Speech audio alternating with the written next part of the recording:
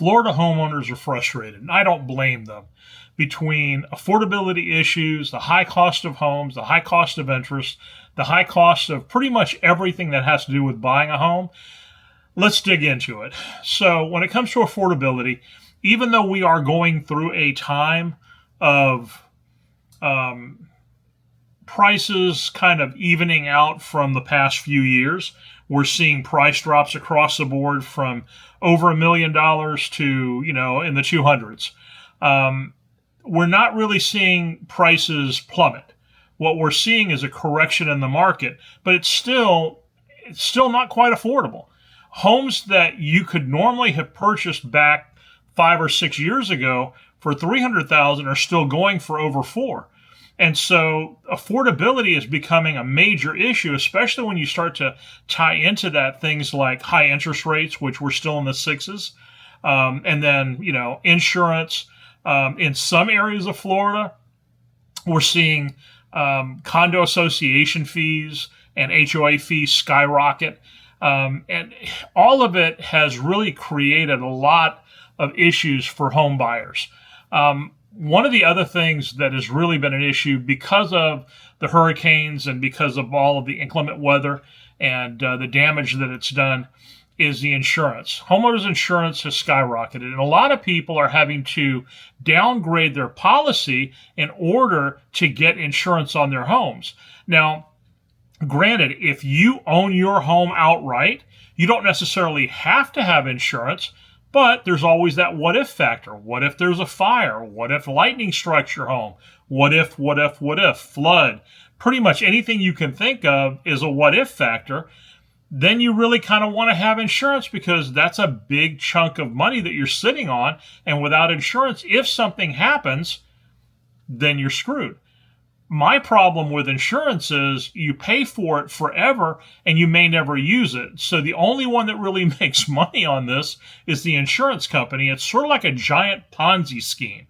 That's just my thoughts. If you want to give me your thoughts, put them in the comment. Okay. So the other thing too that we're struggling with in Florida that's frustrating buyers is limited availability. Prior to COVID and all of the riots and all of the other stuff that brought all these folks in from out of state into the state of Florida, we'd already had problems with affordability and we'd already had problems with limited inventory. Back, if you look at Central Florida, if you look at Orlando, let's say Lakeland, Winter Haven, we had 4,000 homes being put on the market every month. And we had 3,000 or 4,000 homes being sold. So it was kind of a, give and take.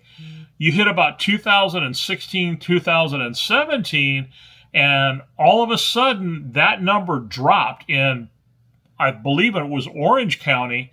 That number dropped to about 1,500, 12 or 1,500. I know in Polk County, Lakeland, Winter Haven dropped to 975. So there were hardly any homes being listed, and it stayed like that for a number of years. 2020 came along, COVID, riots, all of that, and then it went nuts. Everybody and their mother wanted to be in Florida. They wanted the freedom. They didn't want to have to deal with all of the restrictions and all of that. And guess what? It became even worse, and home values shot through the roof. That has been a big issue since then because we still don't have enough homes coming out of the market to really get past where we're at. When you look at our inventory now, we do have homes coming out of the market, but still we don't have enough homes coming out of the market. And the biggest problem we're running into is homes are now staying on the market longer, which is a good thing. But because we don't have enough homes being built or enough homes being sold, or at least listed, we're still kind of behind the eight ball. We're behind the curve.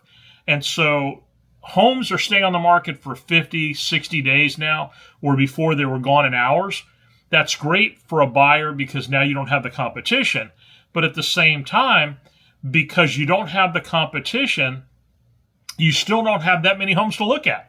And so it's kind of a, it's kind of a double negative in a sense because you don't have that many homes to look at. Even though you don't have the competition, without that many homes to look at, you also don't have the price drops. The more homes on the market, the better the pricing is going to be. The fewer homes on the market, the higher the prices are going to go. And anything can upset the apple cart.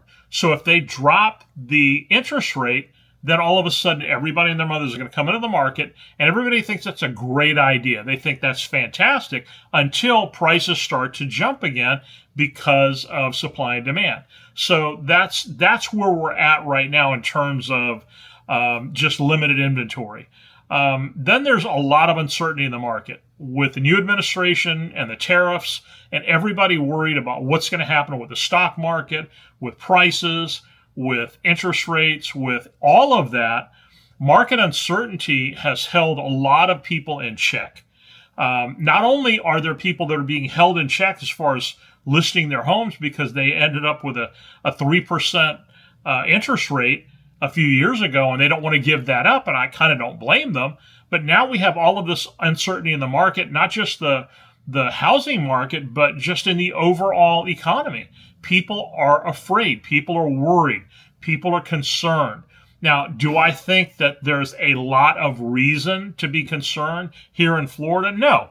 We have a very diverse economy. We have a lot of different things between entertainment, agriculture, industry, technology. I mean, there's so many things going on in the state. I personally don't think that this is going to be a long-term issue that we're going to have to deal with. I think that at some point things will even themselves out and we'll start to see things pick up. I'm already starting to see buyers coming back into the market. I'm already starting to see people getting to the point where they're like, you know what, I've waited long enough.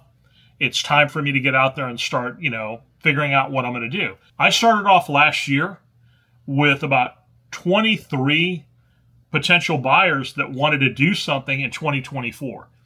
And I lost about 40% of them because of the economy.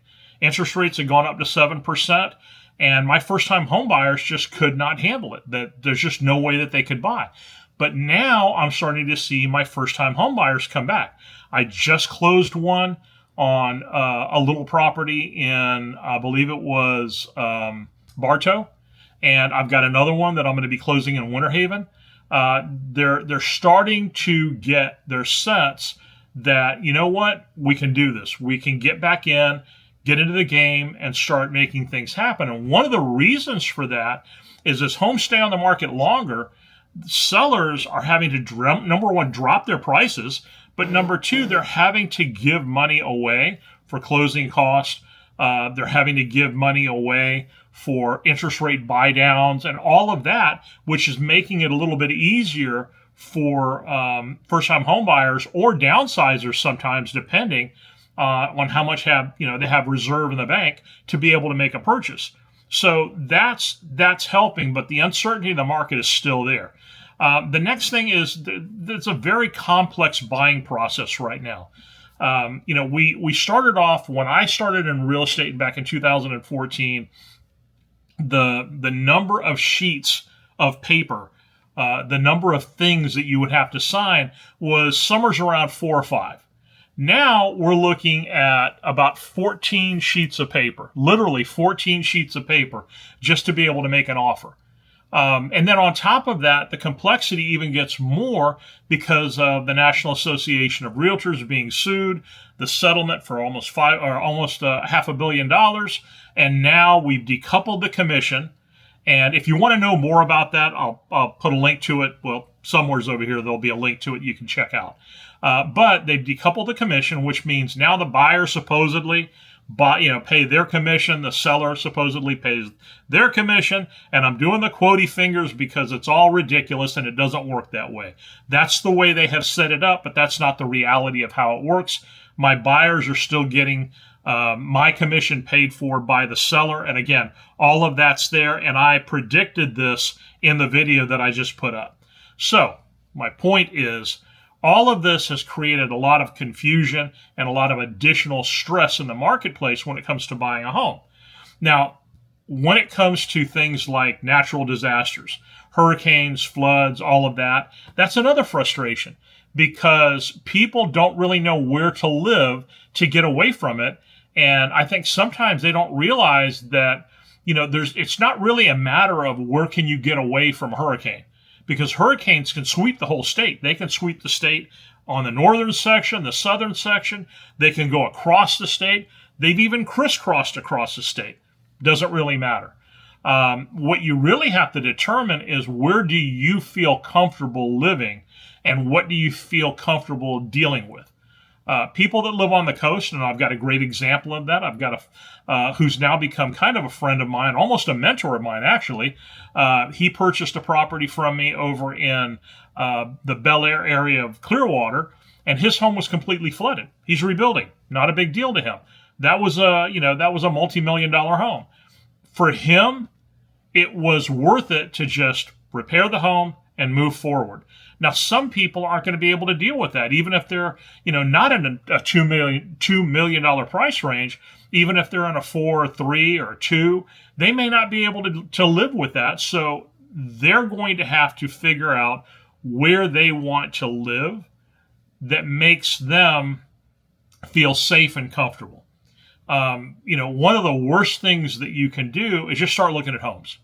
You start looking at homes and then decide from, okay, I like this home, but it's in Tampa. I like that home, but it's in St. Augustine. I like this home, but it's in Jacksonville. And I like this one, it's in Ocala. How does that serve your purpose? Seriously, how does that serve your purpose? You are looking at the home, but that home can be in any place. What if you don't like the community? What if you don't like the things that are around there? What if the things that you need, hospitals, clinics, whatever the case may be, entertainment if that's your bag, what if the things that you really want to have access to in your day-to-day life aren't there? Then you're looking at a home that's not going to work for you anyways. So you need to start by looking at where you want to live. What community do you want to live in? What city do you want to live in? What part of the city do you want to live in? Is there high crime in the city? Is there low crime in certain areas and higher crime in the other? How do you identify that? Those are all things that you have to look at ahead of time and kind of work through before you start to make that decision. And the disaster part of this, the hurricane part of that, it fits into it. If you don't feel comfortable living on the coast because you're afraid of the storm surge and you really want to be someplace that's a little bit further away where hurricanes tend to dissipate quickly before they end up, getting, to cause that much damage, like in the middle of the state, they tend to dissipate. We've only had a couple of times where they've crisscrossed through and caused damage. But you know what? You've got to decide that ahead of time. And then the other thing is, there's a lot of anxiety involved in moving. There's a lot of anxiety involved in buying a house. It is a huge, monumental undertaking, and it is a large chunk of money that you're looking at basically putting into this. And so my job as a realtor is to help you make the best of that really horrific, anxiety-prone situation. I'm going to try to straighten out the curves for you so that it's a little bit less stressful, so that you have all of the information up front, so that you know what you're dealing with. That's my job as a realtor. I can't guarantee you that it's going to be stress-free, because it's never stress-free.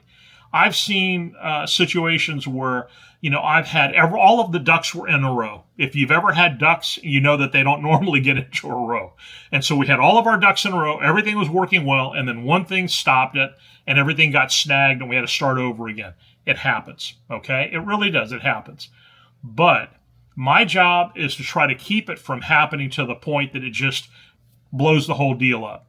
What I want to try to do is help you run through this whole process, educate you, make sure you understand how things work here in the state of Florida, make sure you understand, what things you need to spend money on, what things you're going to have to pull out of your pocket in order to make this happen, and get you in touch with the right resources, and then try to keep the transaction moving along. Do all the negotiations for you, all of that, so that at the end of the day, you can kind of take that breath and go, man, I got my key. I'm in my home. I'm happy. And that's really what it's all about. So if you would like to talk to me about, maybe you've got questions about moving into the state of Florida, maybe you're here and you want to look at, maybe moving from one part of the state to another, it doesn't really matter. just go to talkwithvince.com, set up a phone consult or a Zoom consult, and let's have a conversation. No, no pressure, none of that. Ask questions. Let's figure out what we can do to help you. Anyways, hope you guys enjoy the video, and we'll see you next time.